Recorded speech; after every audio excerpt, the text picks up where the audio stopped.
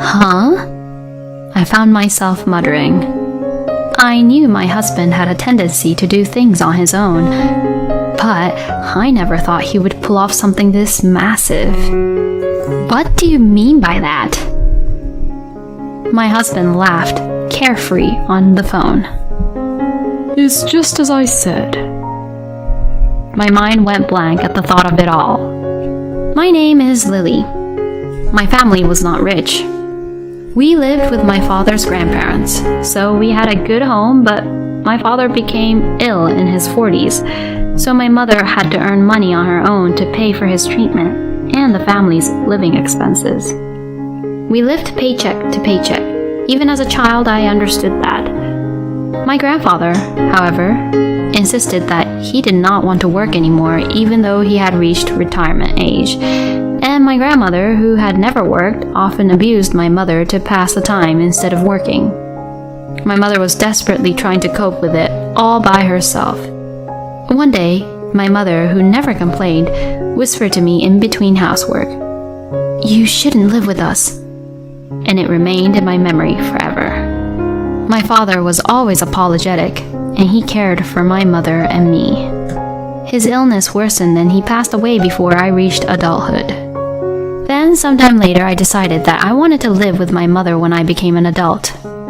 My mother was a patient person, and after my father left, she spent her days caring for her parents-in-law and working part-time. She worked hard, even though they complained to her to take care of them and do her job.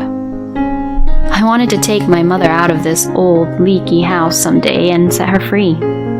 I had always had no trouble studying, and once I had the goal of living alone with my mother, I studied hard, went to a good school, and received a job offer from a well-known company while earning a college degree. After that, I was committed to saving my salary by shuttling back and forth between my parents' house and the office. Thanks to this, I was able to put my grandparents in a retirement home and free my mother from nursing care. I approached my mother about moving out of her current home and finding a new one, but she said it was fine because she could still afford to live there, and told me to spend some money on myself once in a while. I know somehow that you are saving for me, but it's enough. You paid for your grandparents' retirement home. You're still young. You should spend more money for yourself, she said to me. I had seen how hard my mother had worked for so long, and I was determined to repay her more. But she insisted that she wanted this house, which she had lived in for such a long time and knew how to use. So while continuing to save money for the house, I tried to focus on other things a little more. I have been avoiding girls' night outs and drinking parties with coworkers, which I used to think of as a waste of money. But I began to attend these events once in a while as a reward for myself. I met my husband at a drinking party held with people from the company. I thought there was one face I did not recognize, but that person was a male employee's classmate from college. He was in a completely different line of work than I was, and I enjoyed listening to him talk about his work. People around me laughed at me, saying, "You talk about work even at a time like this?" He and I got along well, and we went from dating to marriage in no time at all. At the time, I was happy with this smooth sailing life. Looking back, I think it would have been better if I had gone through a little bit of an ordeal. When my mother heard about my marriage, she was as happy as if it were her own. She told me that I had found a good man. My mother jokingly told me, "This is finally a weight off my shoulders," she said. My husband understood my mother, who raised me with her own hands. He said he could never have done what she did. I was very proud of my mother. When I met his mother, I was nervous about it. Him and my mother got along, but what would his parents think of me? He tried to calm me down by telling me that his parents are not so strict. He told me that they can be rather gruff, but in the end, my nervousness did not dissipate until we met. "I'm home," he exclaimed from the doorway. His parents' house was a bit old, but there was something nostalgic and comforting about it. I could vaguely hear what was probably his mother's voice coming from the living room. Sorry, it took me so long to clean up. My first impression of his mother-in-law was that she was a friendly person. She was bright, lively, and above all, easy to talk to. My future wife is here to greet you. Hearing the word wife, I felt my heart beat faster. I have been here with the intention of getting married, but when he calls me that, it makes me swoon all over again. We were soon ushered into the living room. It's nice to meet you. My name is Lily, and your son and I have been together for a while. My mother-in-law responded with a smile and said hello, then turned to him. She's such a cute girl, you don't deserve her. My mother-in-law said this, and my husband smiled shyly, and so did my father-in-law. I can't believe you're getting married, he said. The conversation was so relaxed from start to finish that my anxiety was completely gone. The time between meeting the parents and the wedding ceremony went by surprisingly quickly, partly because we were both working. Once we had decided on the dress and table arrangements, the wedding was just around the corner. It was a good memory for me that we hurriedly made the invitations together in time for the wedding. My mother also looked at my in-laws and said, "They seem like good people." She sounded relieved. My in-laws always took care of me when I went to their house. It was about 6 months into our marriage that a dark cloud began to hang over our peaceful, newlywed life. My husband had been promoted and his salary had gone up a little, but he was now completely busy. We used to share the household chores on a strictly rotating duty system, but he sometimes came home late at night, so the household chores were now completely my responsibility. It's a busy season right now, so I have to be patient for a while. Besides, now that we are a couple, we have to overcome difficulties together. As I cook dinner, I imagine my husband working frantically at the moment.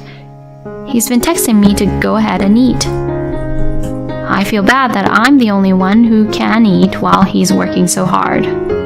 So I waited until he came home. I'm home. By the time I heard his voice, it was already past midnight, and I was half asleep, waiting for him to come home.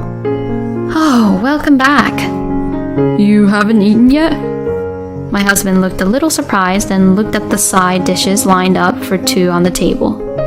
I wanted to eat with you, and I think I dozed off before I knew it. I watched him put his bag down and heat up the side dish in the microwave. I need to talk to you. I looked back at my husband, who was staring blankly at the microwave. What is it? I thought he was just complaining about his work, but then the unexpected words came to me. Can you quit your job? What? My body froze involuntarily at the sudden suggestion from my husband. Inside the quiet apartment room, the only sound I heard was the dull hum of the microwave oven. Why? For a moment, I felt as if I was in a trance. I think I'm going to be even busier from now on, so I want you to be a housewife and support the family. But... My husband continued to talk as if to suppress my words. I think if we continue to work together, the burden will fall entirely on you. Besides, my salary is scheduled to go up in the future, so even if you don't work, I'll still support us. It was true that we could live on my husband's salary alone, which he had shown me. But then my secret dream of building a house for my mother... But I don't have a hard time living the way we do right now. But for some reason, my husband stubbornly insisted that I become a full-time housewife. Strictly speaking, I could already build a house for my mother without our premarital savings. But then we would have to worry about our own house and future savings. We might even want to have children in the future. I continued my life of work and housework with these worries on my mind. Then one day I made a big mistake at work. My boss raised his eyebrows at me, saying it was not like me. I felt ashamed of my inadequacy and apologized many times. When I got home and was having a late dinner as usual, I inadvertently told my husband about it. My husband immediately said, See, I told you to quit your job. But then my husband's words stung me. Are you going to continue to cause trouble at your work? I couldn't think of anything to say. Recently, my work efficiency had begun to decline and I was making more mistakes than I realized. This is the first time I've made a big one, but if my desire to keep working causes my co-workers and bosses trouble again, I'll support you. In the end, I submitted my resignation as my husband urged me to do. For a while, I was able to concentrate on household chores and get enough sleep, and I felt that my physical and mental health was improving. I was also able to support my husband better than before. I thought things were going to turn around, but instead, I was forced into a tight corner. I regretted many times that I had not quit my job at that time. You don't have a job. Your husband supports you. I can't believe you. As soon as my mother-in-law found out that I had become a full-time housewife, her attitude changed drastically.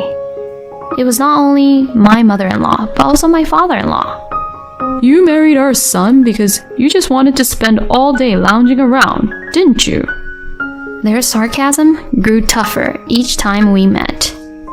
At first, it was just something they said when I visited their house, but now they come over to our apartment because they're home all day anyway. My in-laws would sit on the couch and tell me to get them another cup of tea or a meal. Sometimes, they would look in the corner of the house and say, "You're a housewife and you can't even clean?" And they began to make the typical degrading comments. Since it happened so frequently, I felt numb to it, so I would just ignore them. I was feeling much more stressed than when I was working. Even my husband, whom I depend on, said to me, I'm taking care of you, so you should at least do a perfect job at timing your meals. His demands escalated. He would get angry at me, saying it's common sense that I would be able to do certain chores. I would have been more comfortable if I had been working. My in-laws now come to our home without calling in advance. I was constantly on edge and felt more stressed by the day. I went to the hospital and was told it was due to temporary stress, and when I told my in-laws several times that I was sleeping in today, they now began to suspect I was having an affair.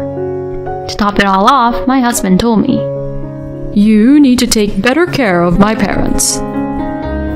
He didn't seem to care about my health at all. I was exhausted. Then one day, my husband took a paid day off and invited me for a drive. I had completely forgotten about it until I heard the reason, but it was my birthday. I was tired, but I hadn't been on a road trip in a long time. What's more, he had something to show me. For the first time in a long time, my heart was fluttering, as it had when we were dating. Thank you. For the first time in a long time, I thanked my husband sincerely. But the car was going down a different road than I had expected. I was expecting some sort of restaurant with a nice view, but here we are.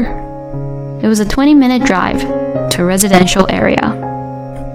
In front of me was a newly built house that was about 2 times larger than the other houses.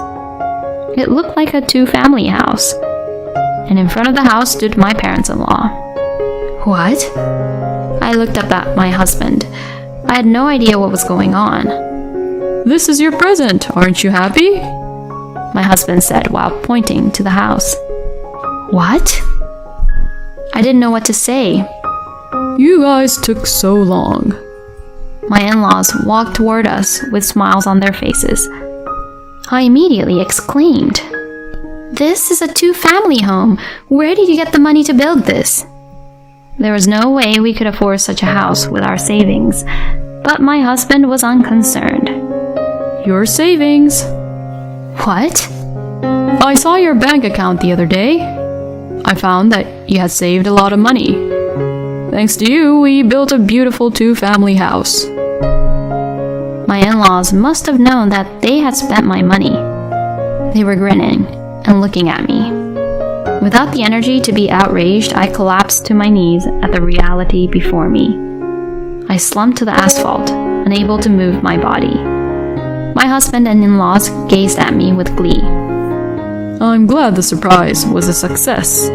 We made a great purchase. I couldn't believe that my savings, which I had saved to give my mother a house, was used without my permission.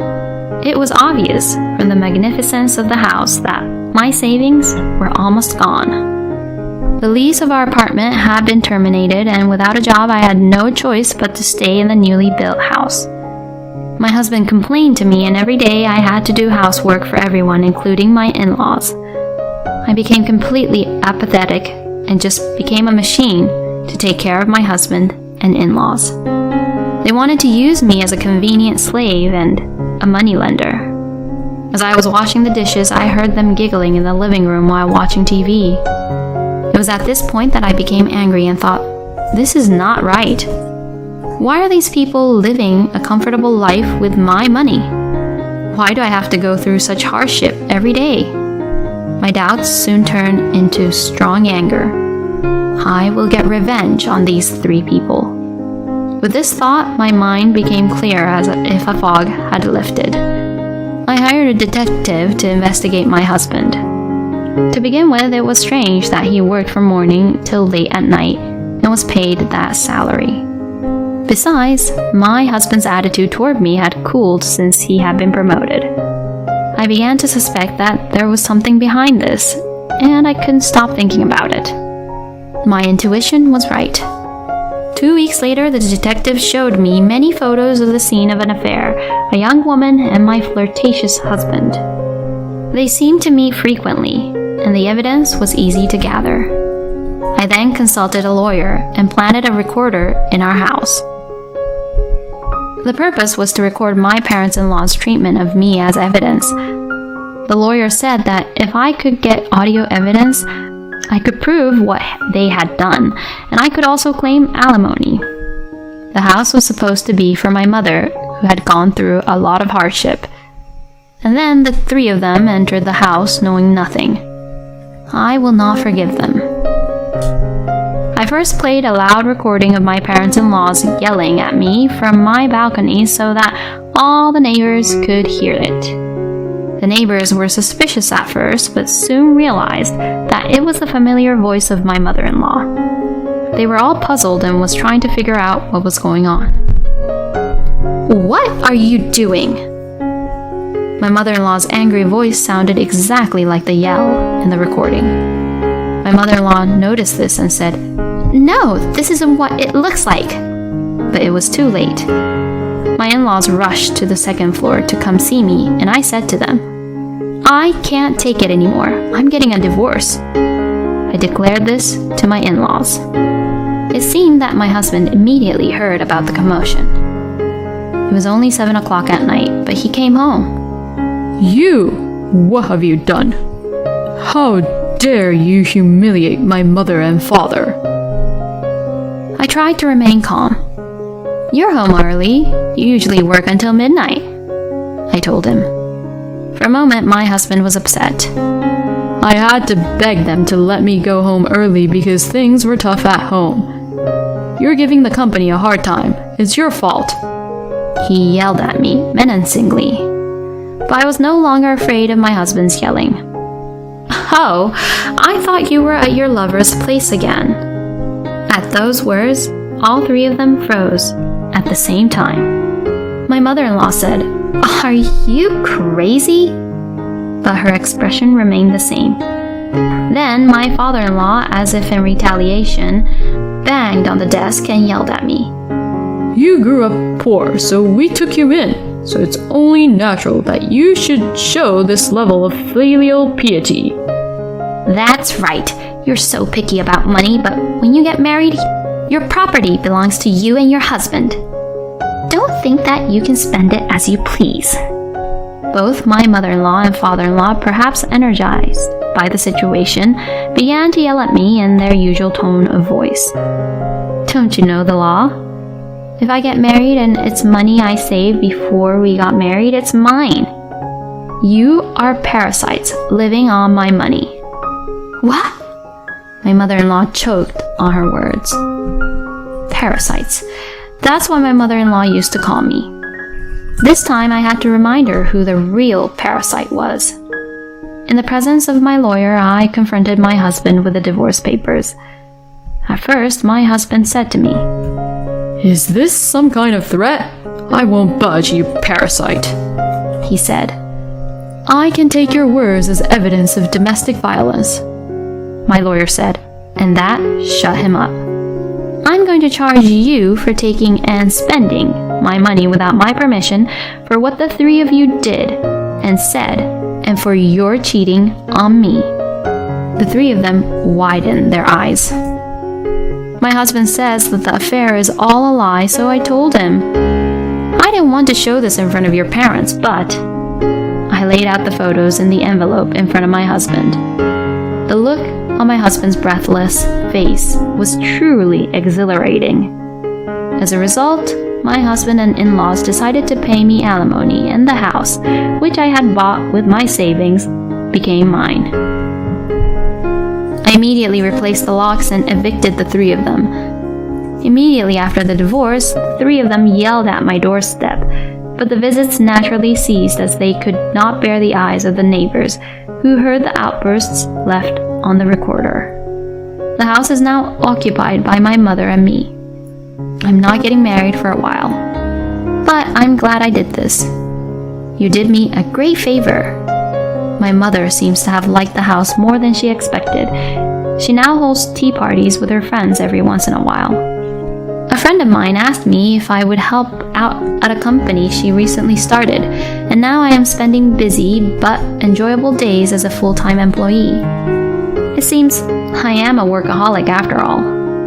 Incidentally, my ex-husband was fired after he was caught cheating on me at work. Apparently, his boss found out that he went to a hotel while he was on his rounds. Apparently, his work attitude had been bad since he was promoted, and there was no upper management to oppose him. The person with whom he was having an affair was his coworker, and she apparently resigned voluntarily once rumors started spreading about her. It was probably a good thing for me that she was not fired. After all, I had demanded compensation from her as well. If she doesn't pay it, she'll be in trouble. The reason why I know this story is because the company where my ex-husband used to work is now an important business partner of ours. It is still a small company, but I am proud of the fact that they already have a good reputation. My in-laws cannot live on their pension, so they are working part-time for low wages to pay the rent and living expenses, including their unemployed son. Sometimes they would say outrageous things like, "I was supposed to live in a mansion," or "We've been cheated." My ex-husband is also having a hard time because he's being forced to build a house as soon as possible. But the construction workers told them that it would be impossible unless they work as well, and they have been quiet for now. My ex-husband seems to be having a rough life now, but it's just a nice feeling for me because I know his true nature. Let's go. I turn around with a start at the sound of my mother's voice. We are going shopping today. I need to forget the bad memories as soon as possible and enjoy life. Thank you for watching.